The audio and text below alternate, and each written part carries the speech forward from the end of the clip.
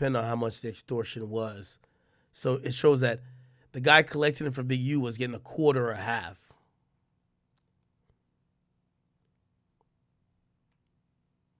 All right. So there's a lot of overt acts in this. Give me 1 second. You know who I seen actually talk about this pretty much decently? Bruce Rivers, the criminal lawyer. Y'all watch him? You know, it's like, and not only that, you don't have the resources that all these different agencies that have specializations within. It's they didn't invent this. Things like we'll go and do something, and the same niggas we do it to show up to the house like 10 minutes later when we trying to, counting everything, right? And we be like, how the fuck they? What I'm gonna tell you is we'll follow this. You get what I'm? All right, he's just showing video. All right, so I just want to. All right, never mind. Let me just keep going over the indictment. Okay, so now this is the prostitution thing. So on November 10th, on an intercepted call, Henley calls Armani Aflage. Okay, her name is Mani, and she's offered $1,000 to transport women from LA to Las Vegas to engage in pandering and prostitution.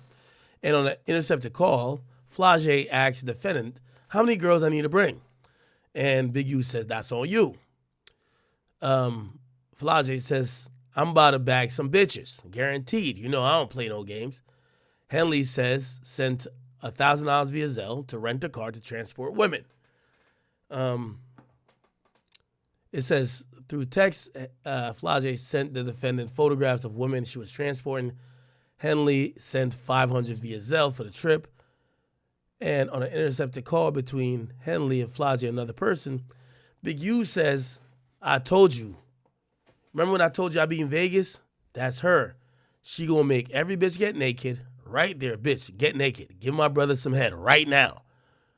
On June 29th, on an intercepted call to learn that law enforcement interviewed her, Big U remarked that he was stressed out because investigators approached a woman who he was having sex with and talked about how Big U was trying to buy girls to be a pimp. Wow. This nigga Big U was just too much on the phone. On another call, Big U said, shit, so you gonna get me and say my crime is sending girls money for sex? Is that my crime? Wow.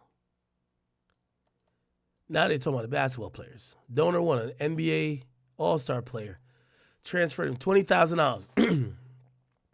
That was supposed to be a charitable donation. Donor 2, Music Publishing Corporation, sent $24,000. Then also Developing Options pocketed $19,000 donation from Donor 3. Donor 3, a content aggregating video blog. What? That sounds like WorldStar. Content aggregating video blog and co-producer of the Check It In podcast. Let's see. Check It In podcast. Big U. Yeah, that was done with WorldStar, right? That was done with WorldStar, I think. How on Con Star nigga called the concert talking about. Yeah, Big U and WorldStar Hip Hop. What? He was extorting WorldStar, but when did Q from WorldStar die? When did Q from?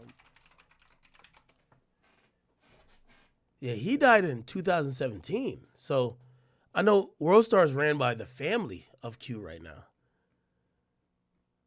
But they donated $19,000.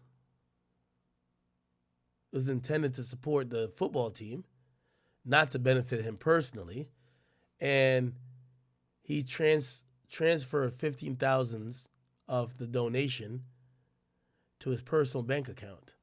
Donor 4, a nonprofit organization whose goal was to revitalize South Los Angeles, donated $10,000, and Big U used the entire $10,000. Donor 5, former most valuable player. This is Shaq, I think. This is Shaq. Intended to support the football team, not to give to Big U. They gave $20,000 and they said Big U took $13,000 out of it. Donor 6, a production company, wired $100,000 to developing options that was intended to support the Rams football team, not to benefit him personally. And out of the $100,000, he took $36,400. Donor 7, god damn, how many people donated? A nonprofit donor advised fund that disperses charitable donations from individuals and companies to nonprofit organizations on behalf of multinational music company was intended to pay direct programs. They gave $50,000, he took $32,000.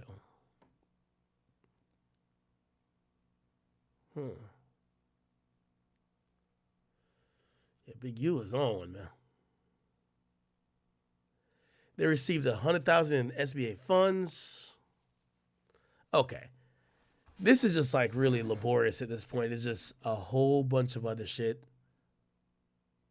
Holy shit.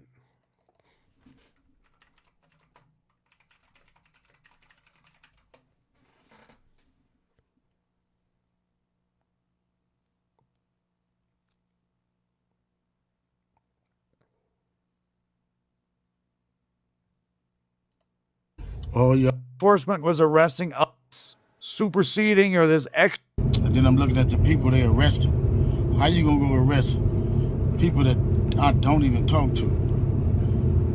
That's a built-in liar right there. You know what I mean? So, is that how they gonna work the case? Everybody know I don't fuck with Cannon. Everybody know I don't fuck with Brick Baby. So if you want to arrest certain dudes, and put them next to me, them is the dudes you gonna have to call themselves turning against me. Well, ain't no turn against me. So he's accusing them of snitching. I ain't going for that. You might as well go get 600 and whack. These dudes been saying I did shit all year. So what they doing is they go on the internet and these dudes say that I did shit on the internet. Then when you say I did on the internet, they go investigate it. Now you raiding my houses, raiding my shops, raiding all this stuff, and talking about I'm committing crimes and covering up with developing option. What crimes am I committing to cover up with developing option? Anyway.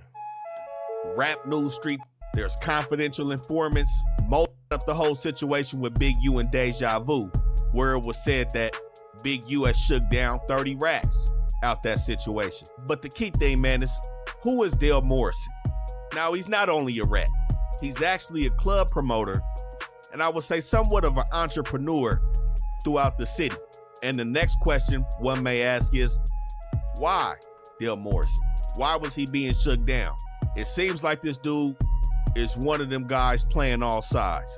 Now, the key thing is Dale Morrison has been in the mix around all these dudes for a long time. Like I said, he's a club promoter, and anybody know these club promoters, they're the ultimate people person. But especially when you promoting black businesses, black clubs, black parties, you're gonna end up intertwining with the hood at some point, especially in LA. So we've seen Dale Morrison, not only with Big U, we've seen him with Nipsey, we've seen him with Gilly the Kid, Joe Moses. Like I said, this dude has been around everybody in the city, and we gotta put this out so nobody else falls into the games that this dude is playing. Now, the paperwork has painted him out to be a victim, and on the contrary, painted Big U to just be that's somebody victim that one. got him in a headlock. But Dale Morrison is actually playing his own games in these streets, man. So the key thing right now is Morrison is under his own federal indictment, which has nothing to do with any of these dudes in this indictment, with this Big U Rolling 60 situation. This dude had his feet in the streets, a full participant in the life of criminality. He's not just some weed shop owner that's trying to make a living and ends meet by playing it fair. This is the misconception of this whole situation. Now, the indictment that he's allegedly the main defendant on is a conspiracy with the intent to possess narcotics.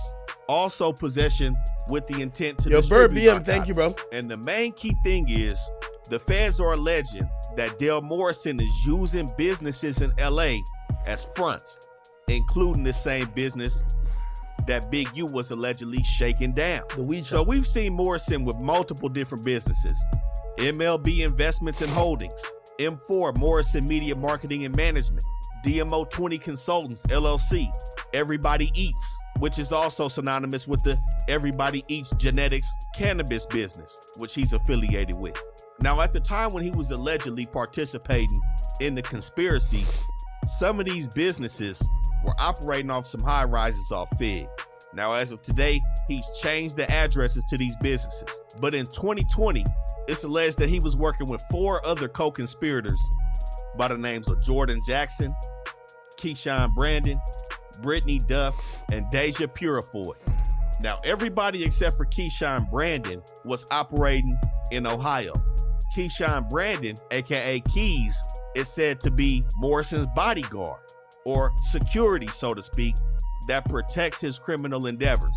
And it's said that on July 25th, 2020, Keys was chaperoning around 7,000 grams of meth, approximately 2,000 grams of powder, and around 5,300 grams of weed from LA to Ohio, which is when they got pulled over.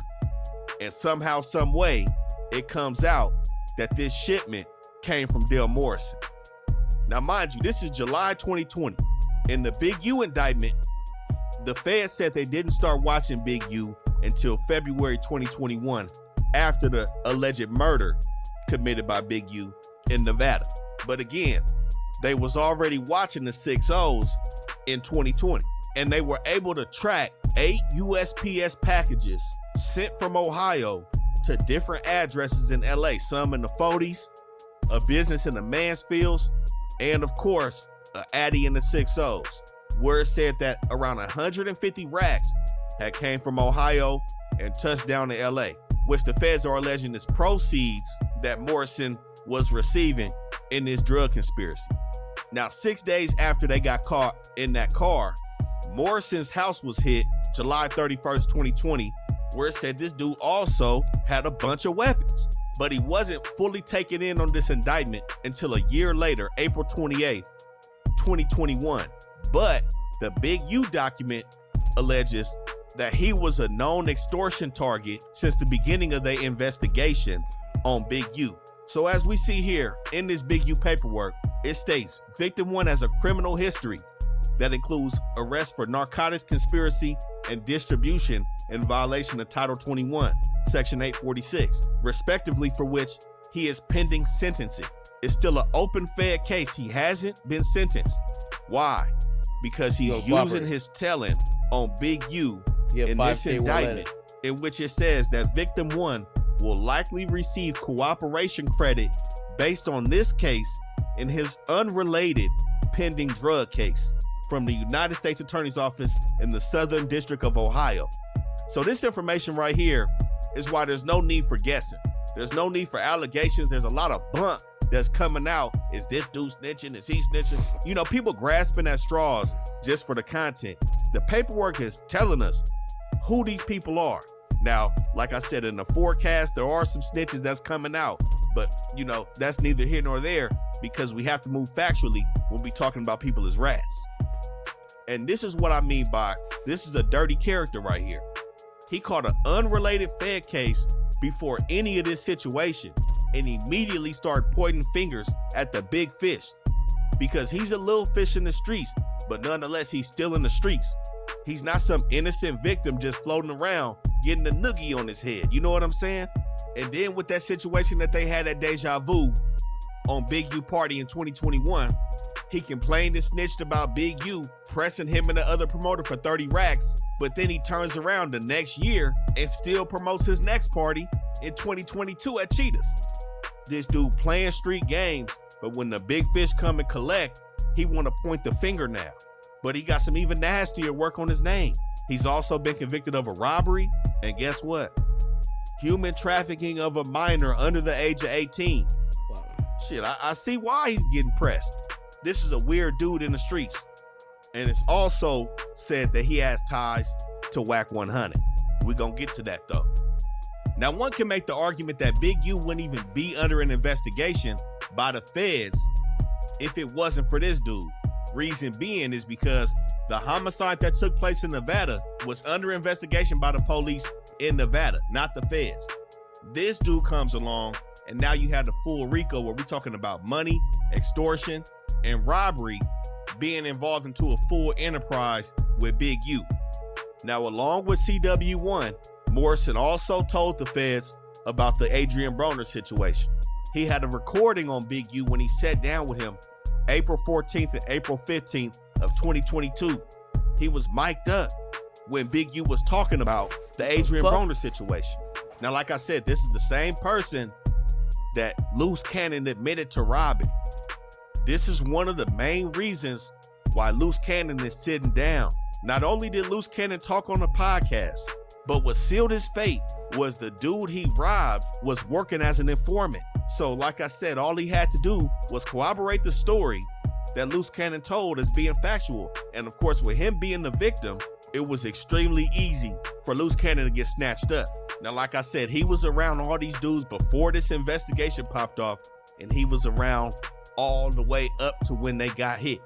But in the Big U video, we also spoke about a time when the Nevada police had went to Big U's house to pay him a visit in regards to the murder that took place out there. We see Dale Morrison on the wiretap with them later on that night, giving extortion payments to Vay. And he also dug into multiple details to the feds about how Big U tried to get him to line up other weed dealers and other businesses in the city. But the key thing, this dude was making 25% off of the tape. So I'm not gonna sit here and act like this dude was just living the worst life possible. He got tired of being punked, and his run-in with the feds in the situation in Ohio has led to him becoming spooked. And he's using that to get from up under Big U's thumb. Like I said, we seen this dude with all the rappers, promoting all the parties. We seen him promoting Filthy Rich, everybody. This is not somebody you want to be around. I'm gonna keep it real. You never know who else he gonna throw up under the bus to lighten up that federal indictment that he got looming over his head. And it's one thing called a sentence memorandum.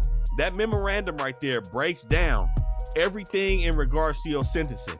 You meet with the judge and they go over everything. All the people that's there for you in the courtroom, all the letters from your employers, your family, all the mitigating factors that you're using to try to get the judge not to send your ass all the way up the river.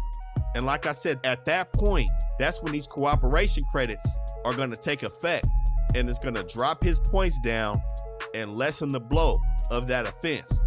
That document is still sealed and he's not sentenced yet. Mind you, this offense happened in 2020 and he went down in 2021. Here we are 4 years later. I wouldn't be surprised if he doesn't get sentenced until after everybody in this Big U indictment is taken care of, because we may see this dude on the stand if anybody takes it to trial, which I'm highly doubting right now. But like I said before, this dude participated in countless wiretaps. It seemed like Vay and Big U stayed on this dude on the phone. All right. I'm Big U now, bro. Pause. Okay. Let me just touch on this Sauce Walker thing, man. So Sauce Walker, he's now doing his first couple of interviews after being shot and his artist getting killed right next to him. And in a surprising turn of, either fate or just what people would not expect from a street dude, Sauce Walker actually says he has no plans to retaliate against the shooters, and basically almost says, yo, listen, whatever their issue was, they did what they did, and shit, I know I was probably at wrong place, wrong time, but I'm not about to be on I'm about to slide type shit. Listen. Extreme to take from you. Extreme. That's the part you also have to incorporate. These people are willing to do the extreme to take your belongings or to take your life. And sometimes people, I always think, motherfuckers coming at the next black person or the next person in this world, a lifestyle, to take their belongings or to take their valuables. Sometimes it's about taking your life. That's it. You know what I'm saying? I feel like you understand the power that you hold, where you can have right now a lot of chaos going on. But I like how you're turning into something else. Yeah, I can. If I wanted to, I could have motherfucking 400-500 different men, good men down here from different cities and states, including mine, around here ready to do whatever by snapping my finger in retaliation to what happened to me and my little brother. But as much as it hurt my soul and it really break me down, I'm damn near getting emotional right now thinking about the shit that I can't retaliate because that's not righteous.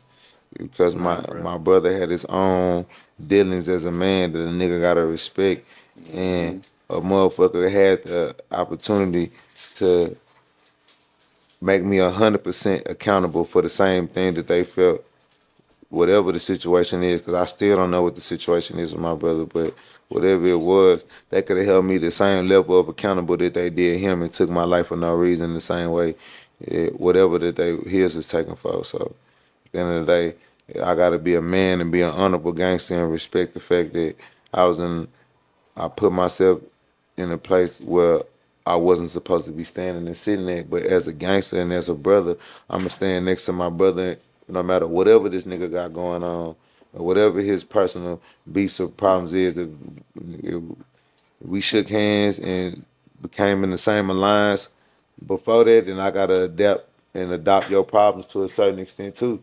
So I put my name on your face, you represent my company, I represent you. I gotta inherit some of your problems.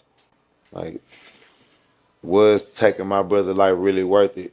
Is me trying to retaliate approval points for some niggas or for some Instagram comments and some posts, or did you slide for him, this and that?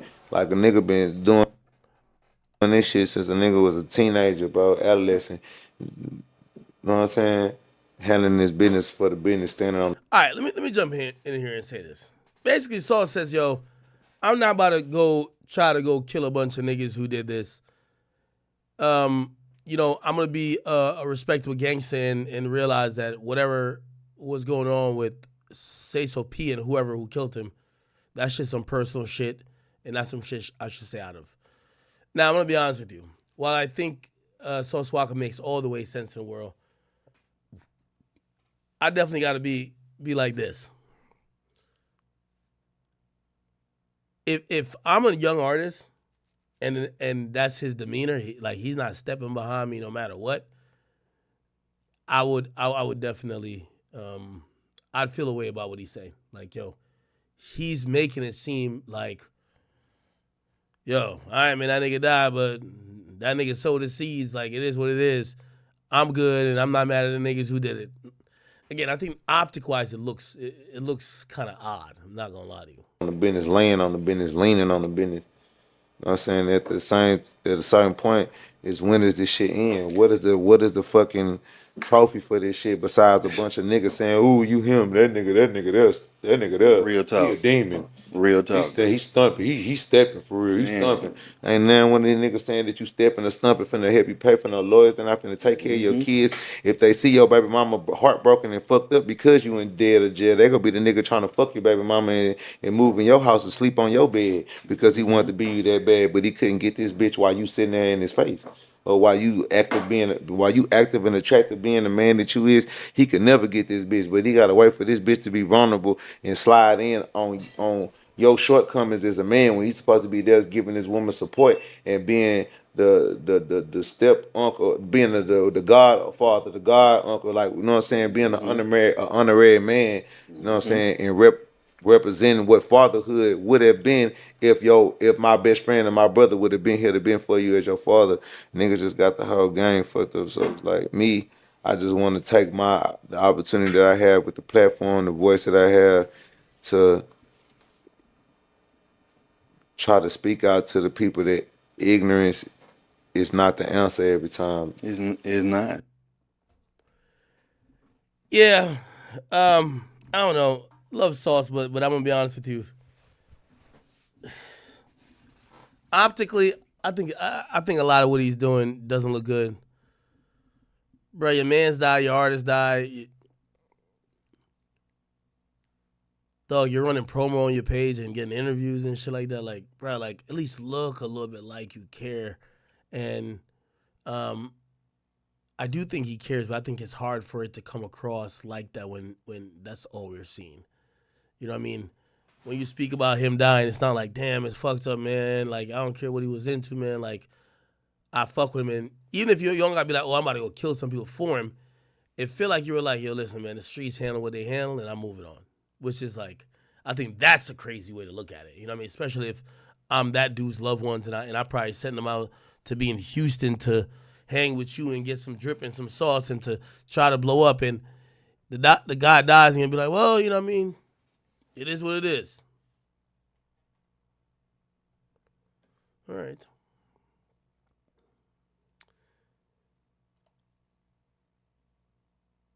No, whoa. Y'all don't I'm not saying I want him to crash out. What I'm trying to say is that I want him to at least, like, it's not only saying about this whole slide shit. So Swak has kind of came across more like, I think it died. It is what it is, but I'm still here. I'm gonna recover. I'm good, and I'm like, it feels pathetic to say, bro, could you at least act like you care? But that's kind of what it is. Like, could you at least act like you give a fuck, my nigga? You know what I mean? Like, a lot of your actions are telling people who are around, like, it makes it feel like you didn't give a fuck, even though I do think he gives a fuck. Doing was leading these. Anyway. All right. Okay. What else is popping? Well, I did have a little bit of a list. By the way, I feel like I'm going to give you in real time updates with Ye. Ye told me. He's like, hey, could you send me the link with the bigger version with no edits? I might want to run that one. And I'm like, okay, at least Ye he's cognizantly and actively trying to talk to me about what do you want to do with this thing? Okay. Let's see.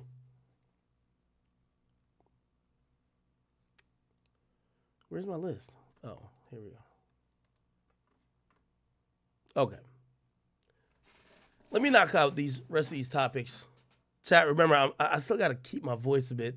My voice is starting to sound bad, but it's all good. Did Nav diss OVO? Did y'all listen to the Nav album?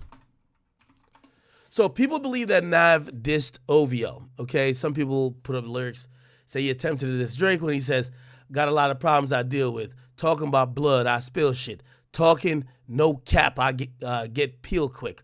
OVO body, I build bitch. Say you want some smoke, get turned into a zip. Thought you was a man, but you turned to a bitch. Thought you was blood, now you turned to a crip.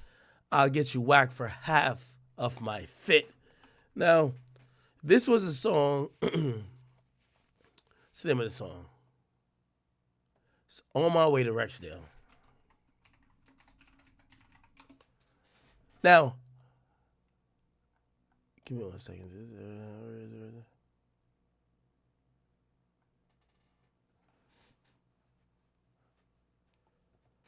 Wait, where's the song?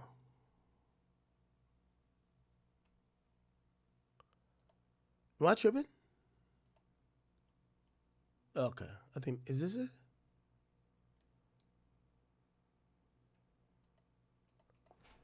Nav, Rexdale.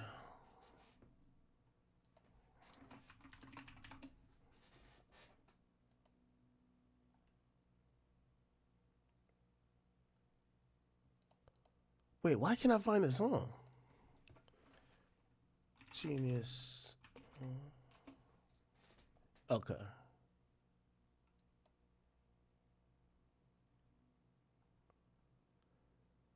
Am I tripping?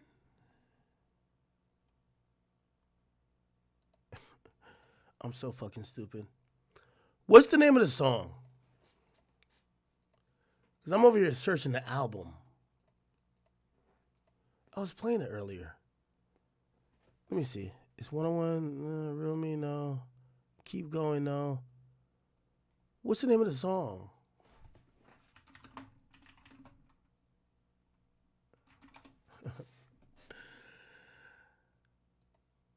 Is this a song? Oh, yeah, it's called Back to Business. Yeah, Back to Business, my bad. I never heard him rap like this before. Yeah. Okay. Yeah. Y'all heard that? Y'all heard that?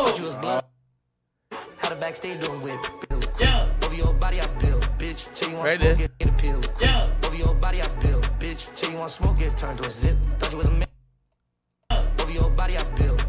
Now,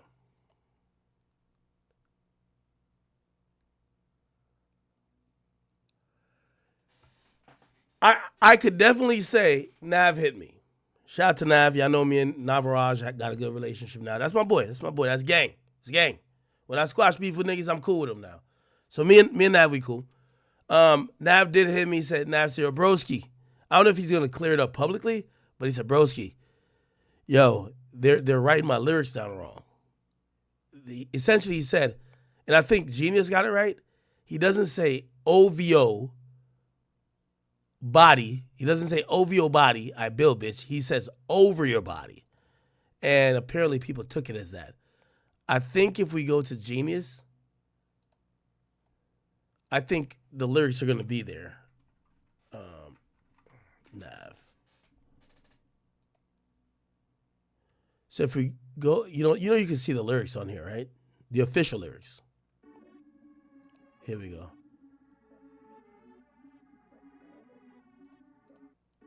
Or maybe it's only on the bean. Wait, why can't I see the... This is a desktop version. Why can't I see the... Okay. I'm just looking at my phone. So when you go on your phone on Spotify...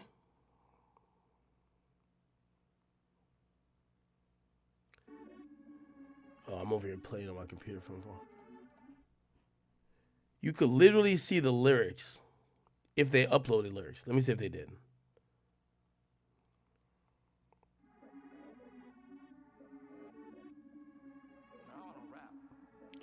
Oh, they didn't upload lyrics. That's the problem. Because I'm on my phone, I can't see any type. Let me see, can I?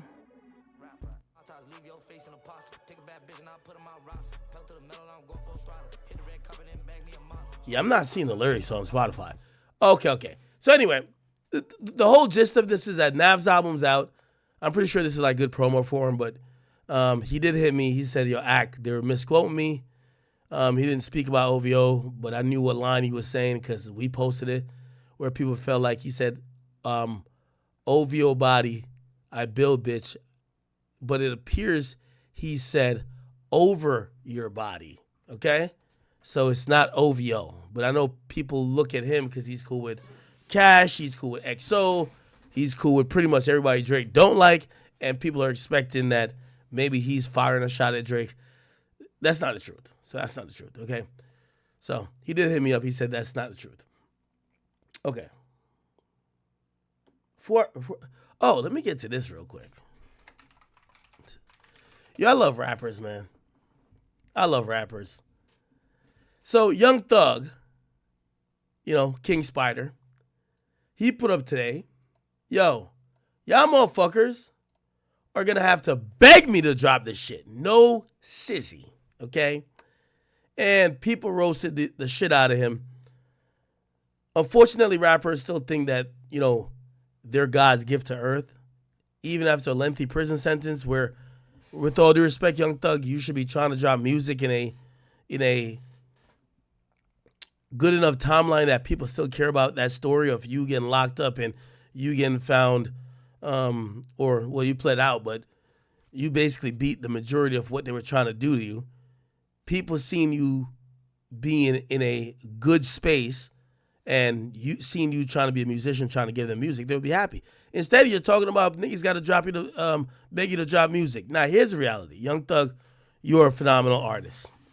But right about now, niggas ain't begging you or nobody else for no goddamn music. Music is low-key at a standstill. We're getting good music from here, good music from there, shit popping off on TikTok. Get out of, I don't know what type of big-headedness you got where you think people about to beg you for you to drop music. No, my nigga. We'll beg you to get back with Gunna because that other shit you be doing, you picked the wrong side in that one. Get back with Gunna. That's what we'll pick you to do, okay? That's it, right? Look in the comments. We good. We got YB now. Keep it. We're waiting on Blueface. YB, we free. We good. We grown as hell, dog. We good. Cardi just dropped, and YB's home. Somebody said, bro, think this is 2014. Now, keep in mind, fans are so fickle and love to hate. It's so much fun dropped in like 2020. We was bumping the shit out of it. Got more plays than any of his albums ever. Somebody said, we ain't begging for shit. We got Cardi. Unfortunately, people now look at waiting for music or begging someone to drop music like a Cardi thing. They say you're trying to force the Cardi effect. YB's out, we're good. We're still streaming music, which is Cardi's album. You ain't Cardi. Cardi. And again, yo, Young Thug, bro, just drop your music, bro. At the end of the day, if you want time with your family, your girl, you can have all the time in the world. But I do think it's about time that if you cared about some of the added publicity of the fact that you went through one of the craziest trials and one of the craziest situations in hip hop history, if that doesn't give you proof or incentive for you to drop, nigga, don't drop. Don't drop. Like, we're not about to beg you. You're a great artist, but don't drop then. You know what I mean? Okay. I don't believe Thug fell off at all. Low key. We got the shooters identified in the Swak incident, and this is one of the YNs that was caught on camera, and this is how police got him. This is the vehicle used in the murder. They tracked this vehicle to somewhere. Think they went to McDonald's. Nigga was about to get a filet of fish, and they got this nigga hopping out of the car. Ooh, is that a Drake on his hand? What's in his hand? Yeah. See that right there? Boy, it look like he got Drake on him, man. You can see him clearly. This is another nigga that's in the car.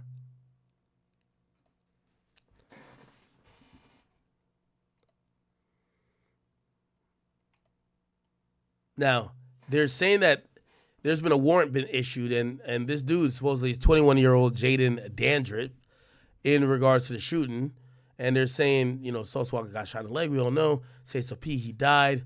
They're offering a $6,000 cash reward. They're saying that there was a retrieve. They want to retrieve the vehicle. The vehicle is a 2021 white Dodge Charger that was stolen, and it's a 392 Scat Pack. They're offering $6,000 for information that will lead to the arrest of this guy. Interesting. They found that nigga quick.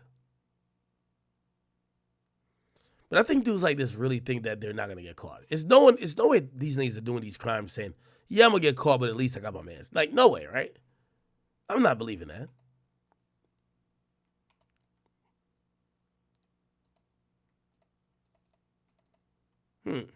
Okay.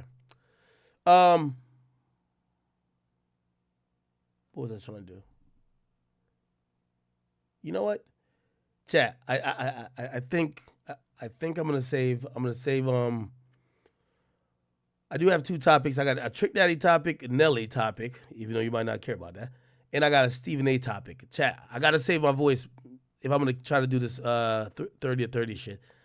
My voice is just completely hoarse right now. It's like completely done. I gotta go hydrate and whatever. I'm still getting over this sickness, chat. So I'm gonna call it here. Chat. I'll be back on tomorrow earlier. Put me in about like 4 o'clock. I'll be back at like 4 o'clock, and or 5 o'clock, and we'll go finish up the rest of the topics. And I can't wait. The reason I want to do this King James topic, this LeBron James and Stephen A topic, while I'm like super hoarse, I got too much jokes for this shit. This is crazy. Nah, this is crazy. My man said he was going to slap the shit out of LeBron if LeBron put hands on him. So Big U, you shouldn't be surprised with anything with Big U. Big U is basically an A1 extorter. Like, he is in the Cali culture with the checking in where you're going to get robbed or hurt. It's basically like how mobs used to have business pay them for protection from them, which made no sense. Yeah, it's crazy, bro. If you're a regular civilian, honestly, like, bro, just don't go to the hood. You're famous. It's crazy. They probably look and see where all the famous people are staying at. If you don't check in, you'll get robbed. And that's only one gang, one set of the people. There's a bunch more other gangs that might still rob you. So, hey, man, but it's your boy Big X News. Make sure you like, comment, subscribe, and I am out.